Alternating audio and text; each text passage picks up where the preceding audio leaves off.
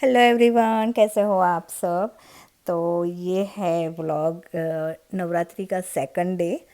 First day को हम लोग अभी अटलांटा थे। लास्ट व्लॉग में मैंने आपको बताया था कि कितना लाइट्स वगैरह चली गई थी, राइट। पाव भाजी वगैरह जो कैटरिंग का था सब कुछ पिकअप उन्होंने किया और हम लोग फिर निकल गए थे सैटरडे को। फ्राइडे को तो हम लोग बिना लाइट के रह लिए। फिर सैटरडे को निकल गए थे हम लोग अटलांटा। अटलांटा जाने को निकले तब तक पता नहीं था कि इतने लॉन्ग टाइम तक लाइट्स नहीं आएगी। हमने सोचा था कि दो दो एक दिन में आ जाएगी या फिर एक आध दिन में इतना, क्योंकि हमारे एरिया में कभी भी इतना नहीं हुआ है। मेरे इंडिया से आने कितना हो गया ना, 33 ईयर्स हो गए मुझे ऑलमोस्ट यहाँ अमेरिका में। तो हमारे जॉर्जिया में इतना टॉर्नेडो या हरिकेन्स वगैरह नहीं आते हैं। तो छोटे मोटे आ जाते हैं, लेकिन इतना बड़ा जो बहुत बड़ा डैमेज किया है पूरा टाउन को, बहुत ही डैमेज हुआ है।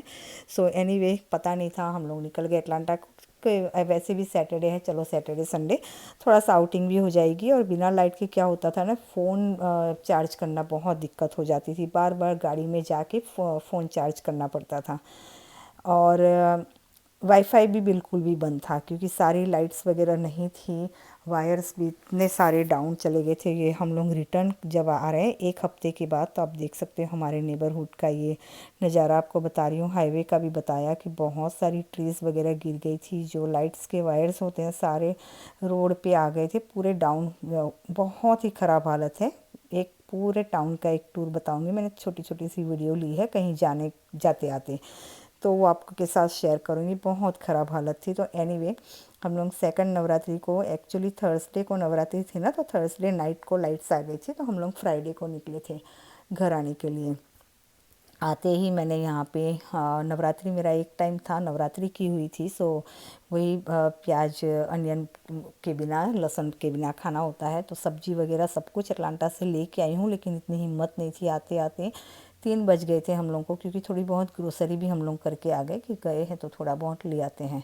अभी दिवाली सेल भी चल रहा है और दालें वगैरह मैं भर लेती हूँ पूरे साल की, क्योंकि यही टाइम होता है, अच्छा सस्ते में मिल जाती है। थोड़ा एटलीस्ट $2-1 का पर पैक ना बेनिफिट्स हो जाता है, तो फिर भर लेती हूँ। तो यहाँ पे आते ही मैंने क्या बोलते हैं, पराठा बनाया, रस और अचार, बस आज हमने यही खाया और कुछ भी नहीं खाया। और मेरे कज़िन के हम लोग गए थे ना, वहाँ क्या होता है, दो अभी वो लोग 2-3 साल ही हुए इंडिया से आए, तो 2-2 टाइम रोटी सब्जी होती है और हमारे यहाँ 2 टाइम रोटी सब्जी सच में नहीं खाया जाता है। तो पूरा हफ्ता इतना खाया ना, तो ऐसा लग रहा है कि ओवरलोड हो गया है बॉडी में।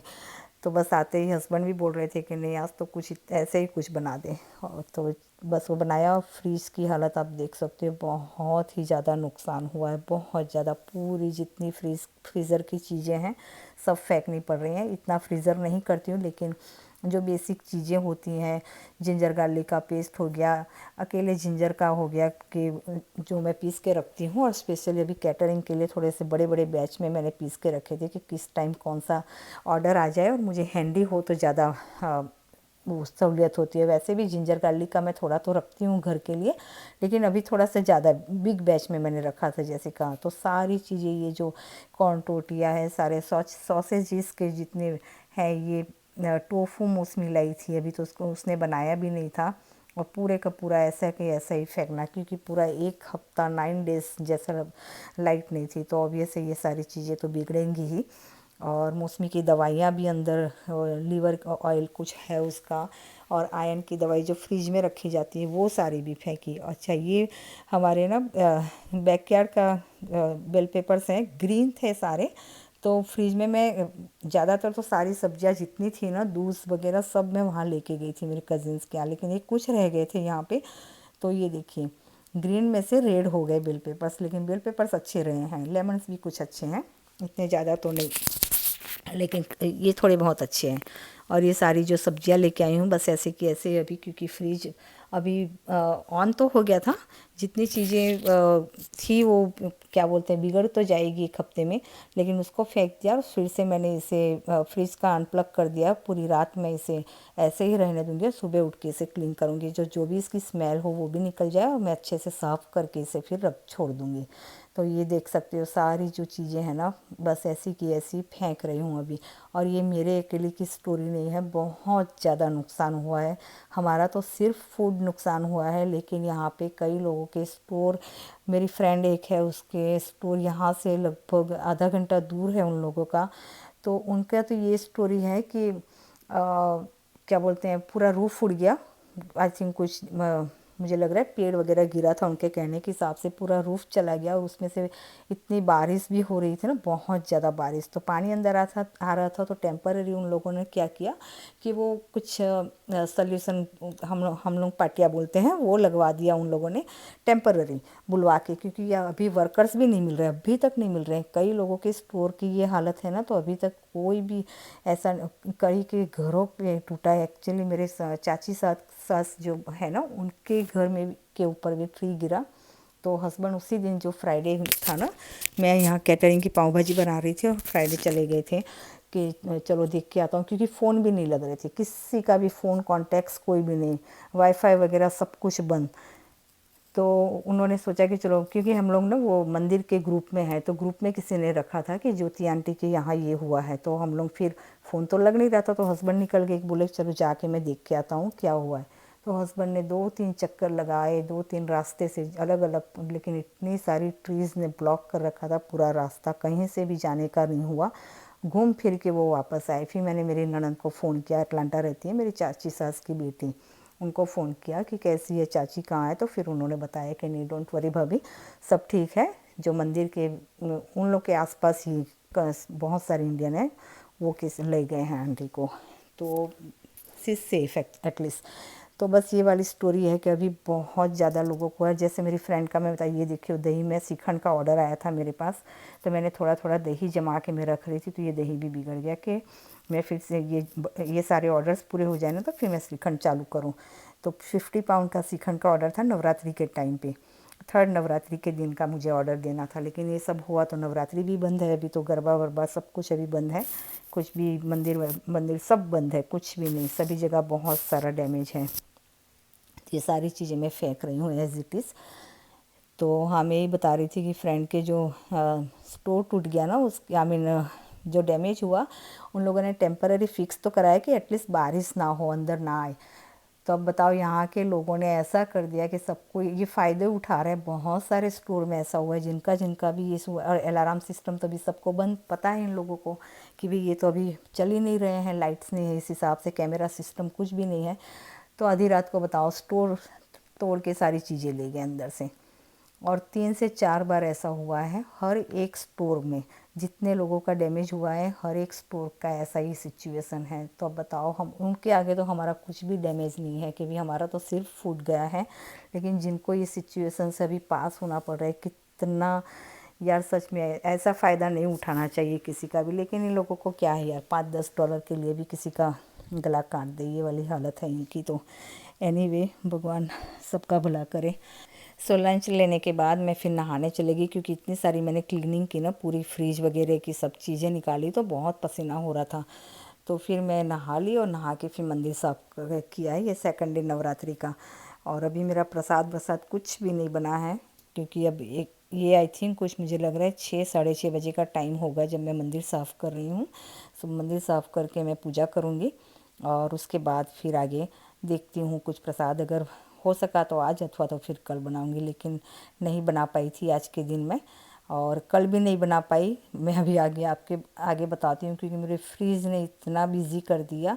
और एक्चुअली मेरा जब ये फ्राइडे था ना, तो मेरी मामी, जो हम लोग जिनके यहाँ गए थे, कज़िन के, मेरी मामी की लड़के हैं, तो मेरी मामी भी वही है। तो मामी ने कहा कि अब लाइट आ गई तो तुरंत तू निकल रही है, ऐसा कैसे, तू रह जा, ये है वो है। मुझे लाइट आ गई ना, तो फिर सारी रात बस यही ड्रीम आ रहा है कि मेरा फ्रीज़ मैंने अच्छे से साफ़ कर लिया। तो सुबह उठ के सबको बता रही थी कि मेरा फ्रीज़ तो साफ़ हो गया नींद में ही। तो सब बोल रहे थे कि अच्छा, तो फ्रिज तो साफ़ हो गया, तो अब क्यों जा रही है वापस रह ले। लेकिन कहते हैं ना, मेरा दिल यहीं पर, बस दिमाग यहीं पर घुसा हुआ था कि मैं कब जाऊँ, मेरी फ्रिज की हालत क्या होगी क्या नहीं होगी।